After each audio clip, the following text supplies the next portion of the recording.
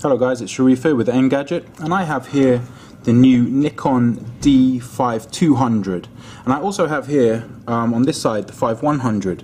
The only difference right now is that I have a strap on this one. That's my one, that's my personal camera, and this is the new one, and you can tell that actually these things are visually virtually identical.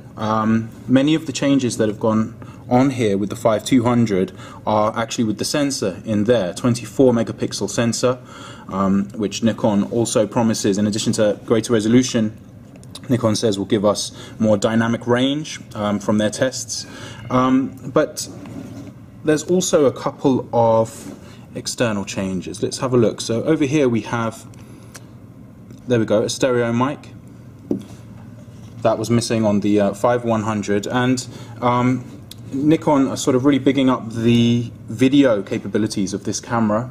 We have more shooting modes now, 60i, 50i, 30p, 25p, 24p, and they're also saying that that the tracking of moving objects has been improved on this camera.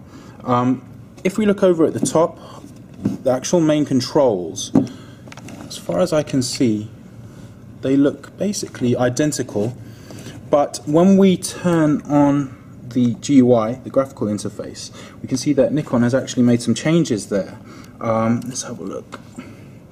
I haven't got a lens attached on either, so we're not seeing the full amount of information, but you can see it's a sort of more contrasty, I don't know, dare I say it, cartoony interface, which compared to the old one, which may be slightly more friendly actually. We have the sort of the main settings that you have down there. Here you have your aperture, your ISO. The ISO hasn't changed, by the way. We're still going up to 6400 as your sort of as a proper ISO setting. Of course, you can push it higher. I'm going to put a lens on. Just hold on a second. I'll stick on the lens. Okay, so I've just put a lens on both cameras, so we can see a bit more on the interface. And one of the things you can see here is that we actually have now 39 point autofocus, which is enough to actually bring this up significantly in terms of how it compares to models like the D7000. And you know, probably actually a good thing that Nikon, instead of say putting a touchscreen on there, has actually given us some internal improvements, you know, some proper computing improvements and image improvements. And just to say, as a last point, you can see here we still have the same articulating display, which is a real selling point of the 5100 and now the 5200. And I'll just switch into live view so you can, in case you haven't seen this. So in live view mode, you've got real flexibility as to how you angle, whether for self-portraits or whatever.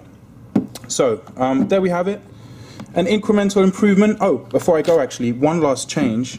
Let's have a look on this side. So the ports actually look identical, but what's different is actually now we have compatibility with this port. We have compatibility with the wireless control, which communicates with an iOS and Android device, and that's something that the 5100 doesn't have, and that's, you know, coming with the new Nikon cameras. They tend to come out now with that compatibility.